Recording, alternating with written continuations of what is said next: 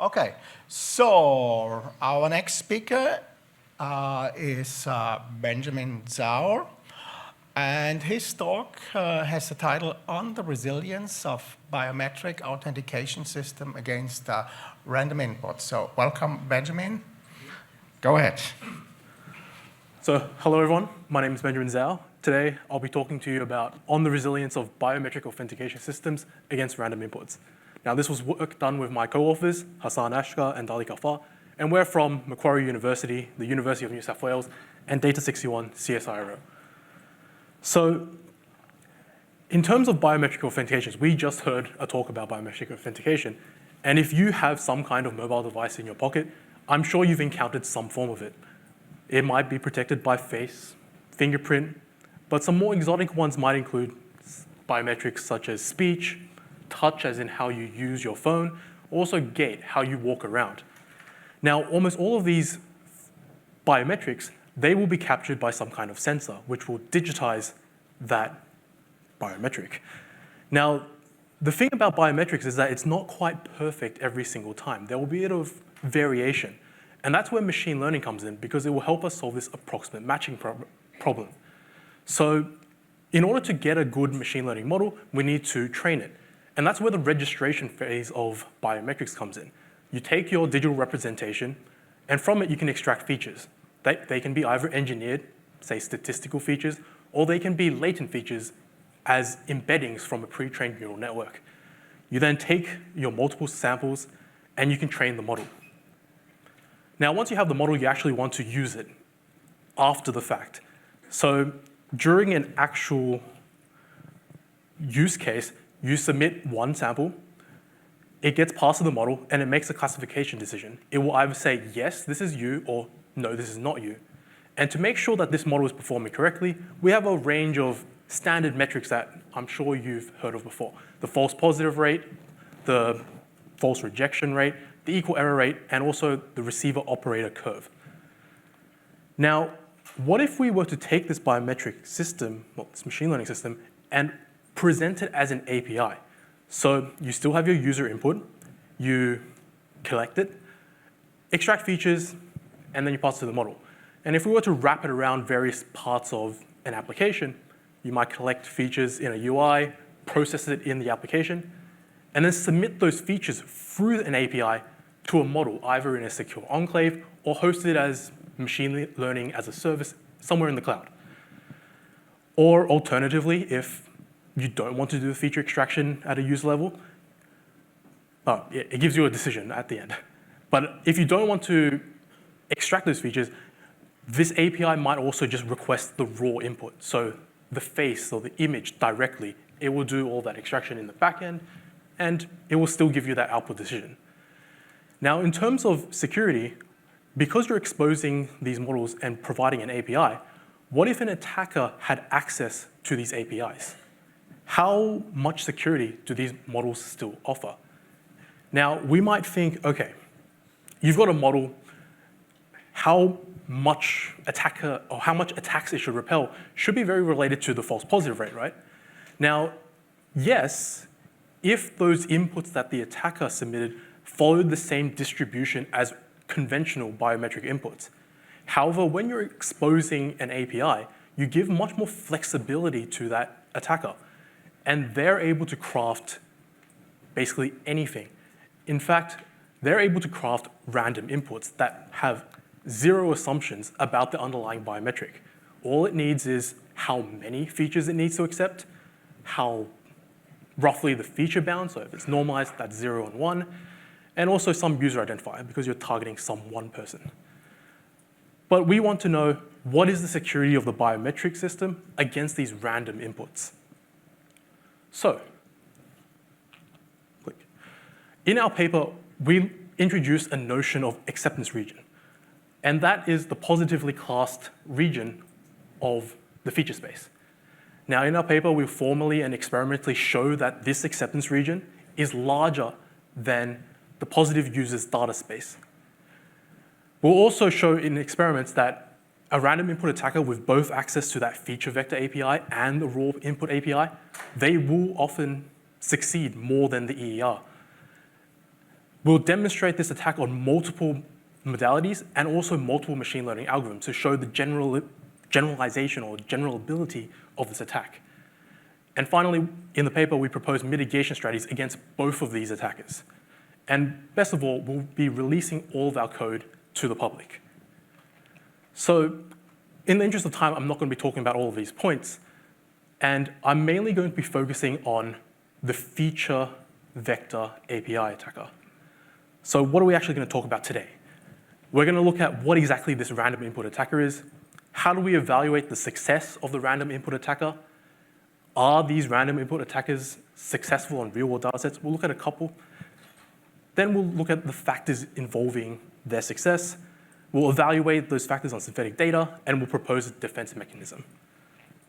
So the random input attacker, it's simply looking at how easy a random input attacker can find that accepting sample. Because in authentication, as soon as you find a yes answer, you're already in. You don't need to reconstruct the user, you just want to get in. So if we were to take a look at this model and provide a contrived example, say 2 features, in this entire feature space, we've got this dashed line here. Now that dashed line is separating the positive and the negative class, but we can see that there is a large proportion of the feature space here that is still considered positive.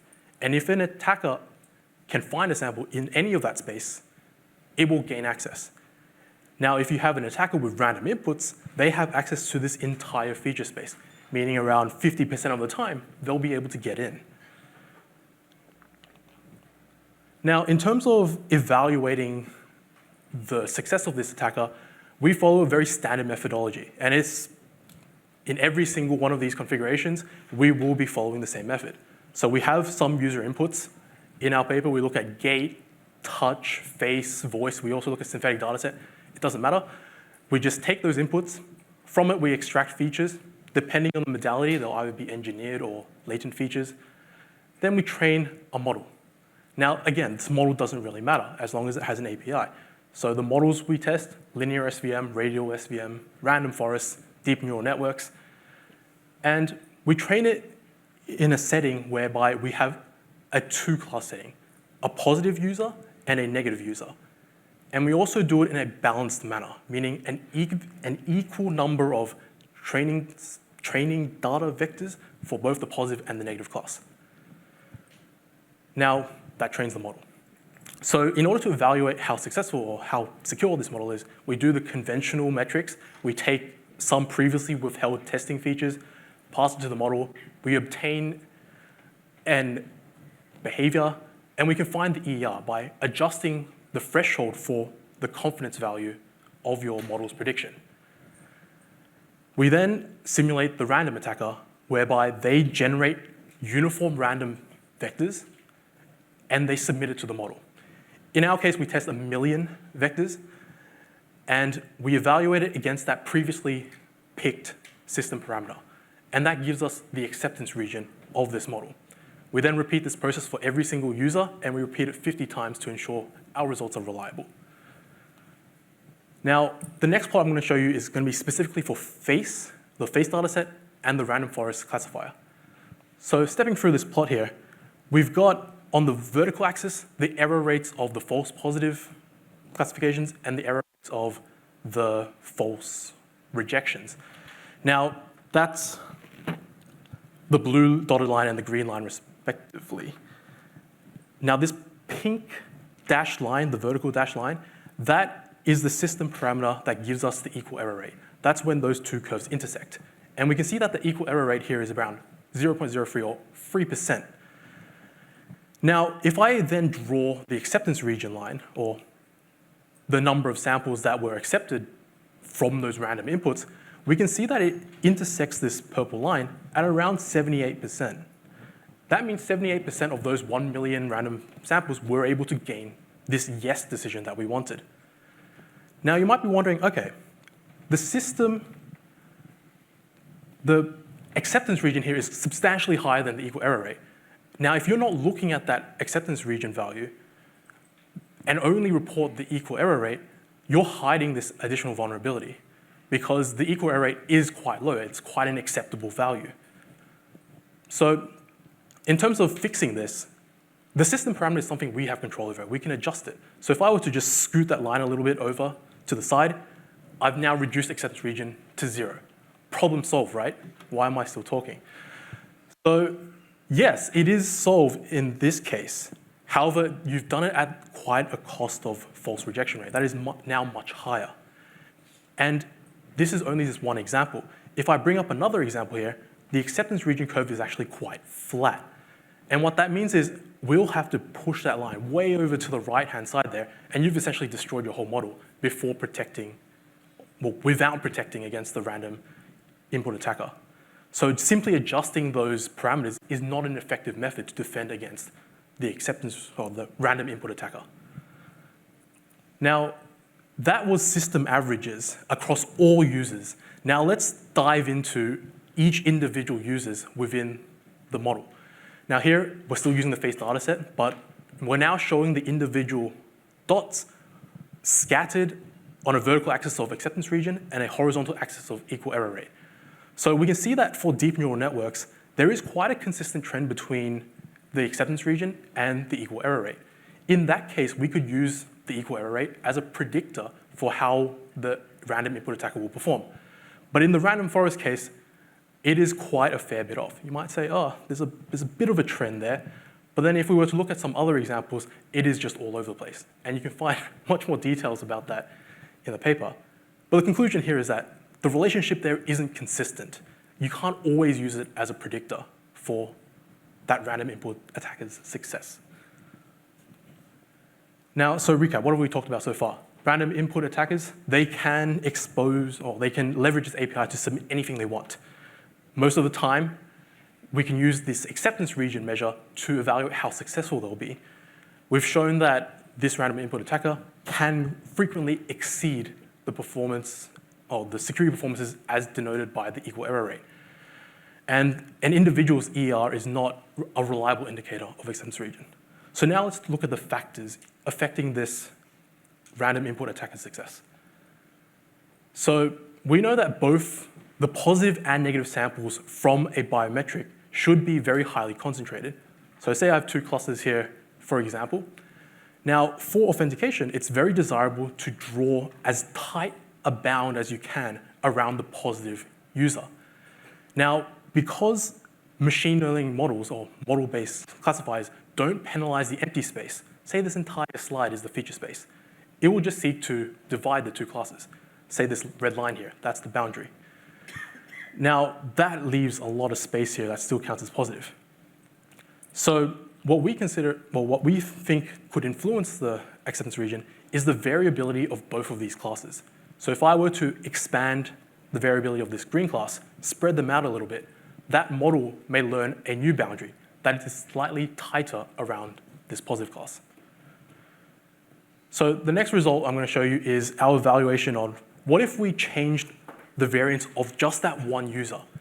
If we increase the variance of that one user, we can see in these flat horizontal lines with increasing variance, the rest of the users, the rest of the system, their performance stays exactly the same. There is no difference at all. But for that one user that was very highly varied, their acceptance region here has almost skyrocketed. It is substantially higher than everyone else and essentially not secure. Now, if we wanted to defend against this, one thing to note here is that's with increasing variance. However, with decreasing variance, we can note that we can also greatly reduce the acceptance region of that one user. And defending against this acceptance region, it's very hard to force someone to be less varied in their biometrics. So in terms of training, what can we change? We can change the negative class's variance. So if we were to increase the variance of everyone else in the population and keep that one user's variance the same, well, we degrade the performance of the entire system because it's harder to match. But we also notice that the acceptance region of that one user has greatly decreased. So we can decrease that single user's variability to the random input attacker by simply increasing the variance of that negative class. Cool. So recap time again. A user with a higher user variance is more susceptible to that random input attacker. And if you don't look at specific users, they'll be singularly vulnerable to this random input attacker. We also saw that a user's vulnerability to the random input attacker can also be decreased by only increasing the variance of the negative class, something that we have control over. Now let's propose a defense mechanism. So we saw if we can increase the variance of the negative class, we can reduce the success of this random input attacker. Now, one really simple way to do this is to add noise. Now, noise is independent of any biometric modality, and it's independent of any machine learning model you use later. Now, conveniently for us, beta distributed noise does create noise, and it also tends to be quite far away from the user's samples. So looking at this one-dimensional plot up here, we can see that the user's feature values, it follows a rough normal distribution.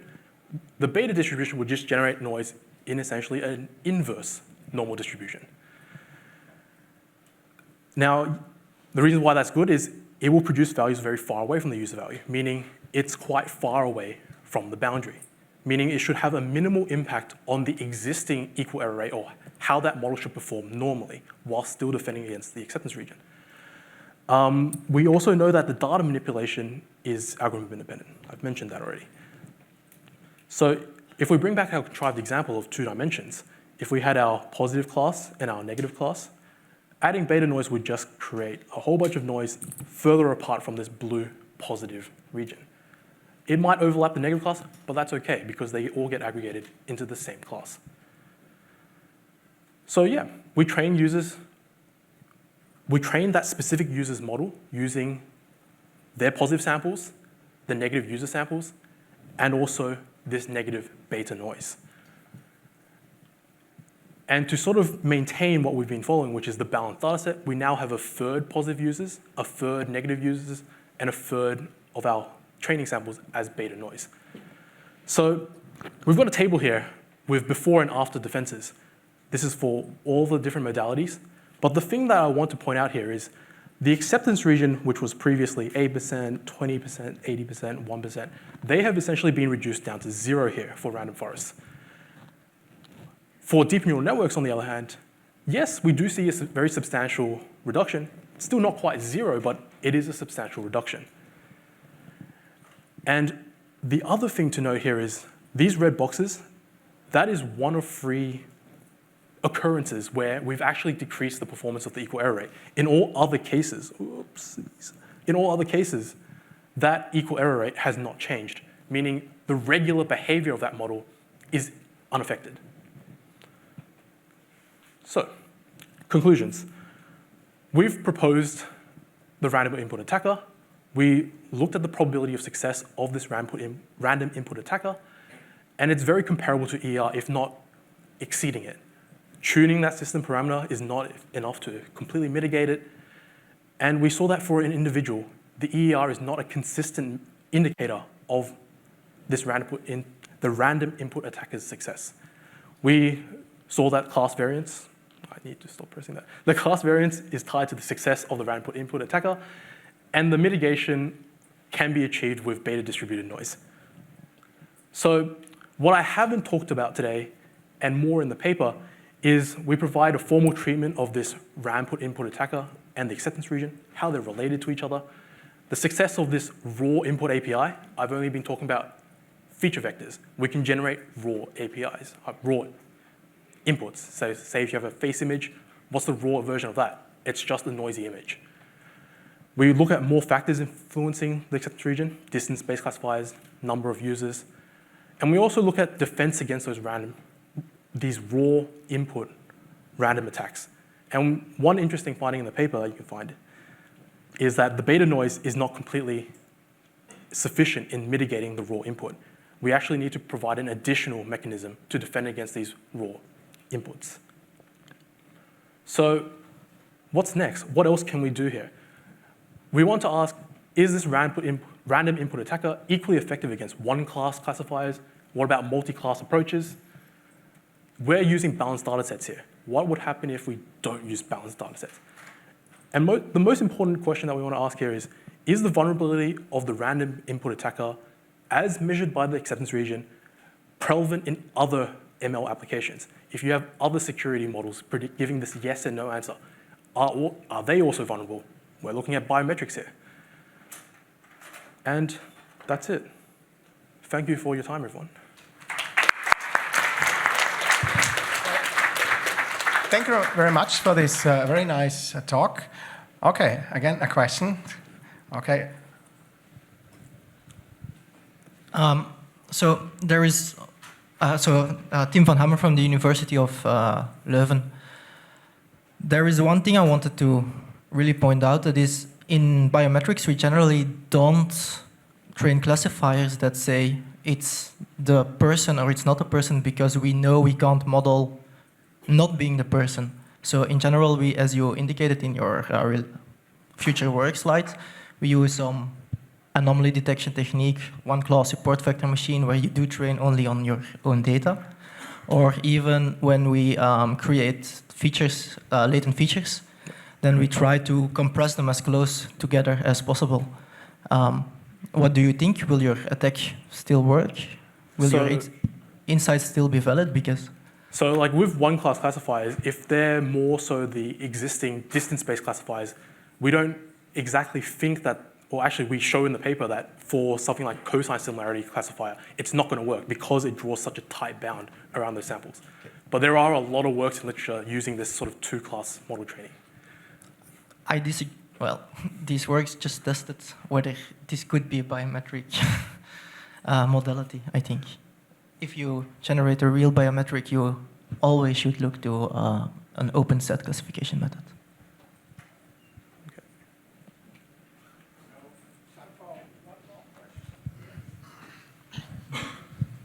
Hi, Tatsuya Mori from Asahi University. Very interesting talk. Have you considered domain-specific data processing? For instance, in case of voice matching, we want to make sure that input data should reflect the human speech frequency. So that kind of bandpass filter may affect the acceptance region size. So have you considered such kind of physical data processing? So here, whilst we didn't explicitly perform the experiment to try circumvent these, say, spoofing detection, replay attack detection, we suspect that a lot of these will not pass. So say the face, for example, if you have something to align the face, if you just have random noise, there's no information there. It's not going to be able to align, it's going to fail. However, that's spoofing detection and replay attacks is a very specific thing to that modality. Now, we're seeing more and more biometrics, like this last example with the eye thing. You would need to develop a whole new set of anti-spoofing techniques for that specific domain. And it's not always the case that you will have that technique already available to you as you sort of discover more and more new biometrics. Okay. Let's thank the speaker again. Thank you very much. Thank you very much.